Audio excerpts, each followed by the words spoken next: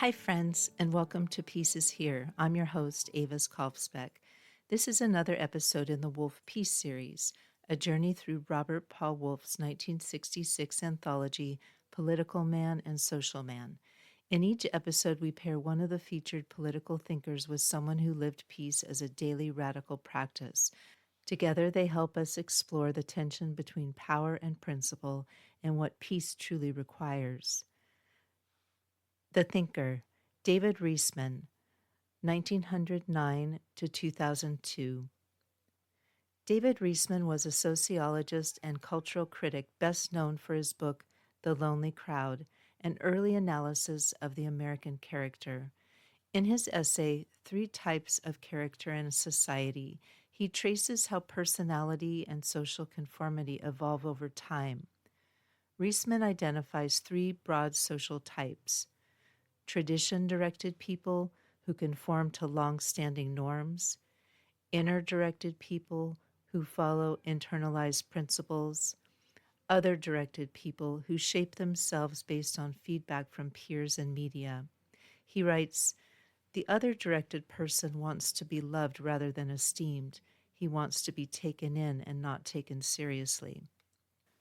Riesman saw a shift from internal compass to social radar, where peace of mind was harder to find because the self became dependent on approval, trends, and constant adaptation.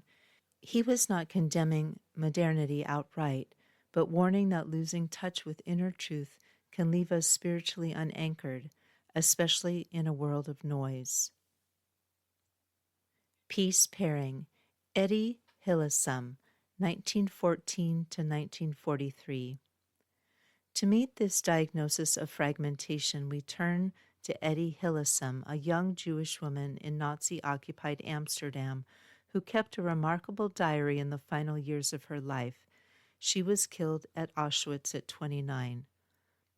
Hillesum's diary was posthumously published under the title An Interrupted Life, The Diaries and Letters of Etty Hillesum, 1941 to 1943. It includes both her diaries and a selection of her letters written from the Westerbork transit camp before she was deported to Auschwitz. The diary was originally published in Dutch in 1981 and later translated into multiple languages. It's widely admired for its spiritual insight, emotional clarity, and radical compassion, often compared to the Diary of Anne Frank, but written from the perspective of a young adult confronting spiritual awakening amid genocide. In the face of imaginable cruelty, Etty chose not to shut down or harden. Instead, she turned inward, not to escape, but to expand her capacity to love and witness. Her words are luminous with strength. She wrote, "Ultimately, we have just one moral duty, to reclaim large areas of peace in ourselves, more and more peace, and to reflect it toward others." Etty's diary isn't a treatise, it's a living testament. While Riesman analyzed the modern self's drift, Hillesum responded with radical inner clarity. She listened deeply to her spirit. She refused to let hatred define her, even as the world collapsed. Together, Riesman and Hillesum form a tender and urgent pairing, one showing how we lose ourselves in the crowd, and one showing how we can return through quiet, through presence, through prayer. Your peace questions to ponder. Big picture. Can a society driven by external validation ever foster true peace? Day-to-day life. When you feel pulled in too many directions, do you know how to return to center? That concludes this episode of Peace is Here. You can learn more at aviskalfsbeek.com, where I share updates on this podcast and my books. I write best friend activist short fiction in the Pedro the Water Dog Saves the Planet series, eco-adventure novellas for readers who care about justice, joy, and saving the world one story at a time. And I'd be grateful if you followed my Kickstarter campaign at aviskalfsbeek.com/Kickstarter. Coming up next, More thinkers, more peace pairings, and more bold questions from the Wolff Peace series. This episode is human narrated by me, but created with the help of AI, which has promised to let me know if it makes something up. So far, no confessions.